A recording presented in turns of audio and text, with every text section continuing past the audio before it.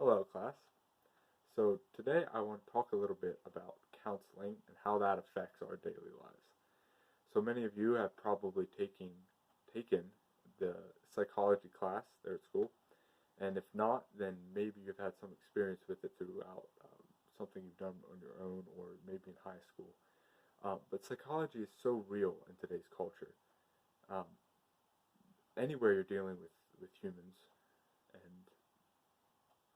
I believe one area that is becoming bigger as this generation develops is the area of counseling.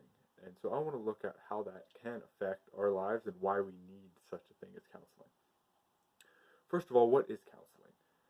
Dictionary.com defines it as professional guidance in resolving a personal or emotional conflict. It can be defined further as seeking, or simpler, as seeking guidance to resolving the issues of life. So why is counseling needed in today's culture? Can't we think for ourselves and work it out through our own minds? This question comes up often when in the topic of counseling, and it's because it gives you a different worldview as you interact with another individual, and why we need it in our culture is because of the many mental illnesses and mental disorders that are in our world. Studies show that maybe about 3 million, one of the highest, 3 million people, which ends up being one of the highest causes of disability, is depression. 3 million people suffer with depression every year. That's a staggering number. But the National Institute for Mental Health Illness says approximately 26.2% of adult Americans suffer from some kind of mental disorder. That is really a staggering number. And when you suffer with these mental disorders, it completely changes your mind and how you think and how you perceive situations. And it's hard to realize the situation you're going through and how to change that. So in conversing with another and talking with them about your situation opens up a wide variety of helps and to help you understand and help you better deal with what you're facing. It might be family issues. It might be um, anxiety disorders or anything that can bring anxiety, fear of the future, death in the family, um, any kind of mental trauma can really end in depression, and that it causes a deep feeling of uselessness, of unimportant, and many of you may have experienced such things in your life, and it is not a nice place to be. And so the way counseling works is an individual, it can be a friend, if needed, even a professional counseling, but just opening your heart and sharing something about the situation you're going with another friend, with somebody you can trust, and it opens up a bigger area for you can see different worldviews. When you're in that situation, it's hard to see ways that you can cope with it. So it gives you a new, renewed sense of coping strategies. Um, According to psychologytoday.com, depression is the leading cause of disability in the world, and they define it as persistent feelings of sadness, worthlessness, lack of worthy feeling, like you feel like you're unworthy. And I know I mentioned a little bit of that before, but it so changes your outlook on life that it makes it hard to even feel like living.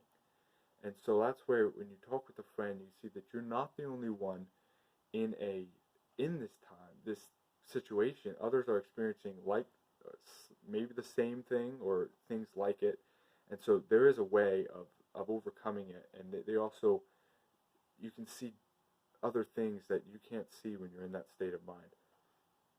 So what does counseling do?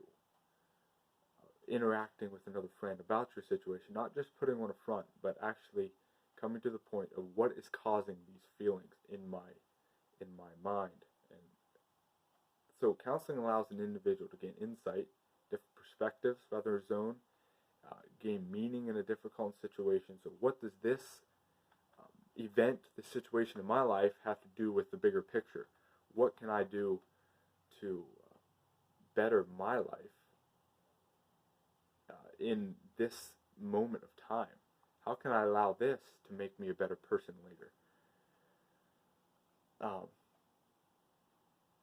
So Fred Roger said this. He says, when we talk about our feelings, they become less overwhelming, less upsetting, and less scary. So when you think about that, you talk about our feelings with others instead of just holding it in.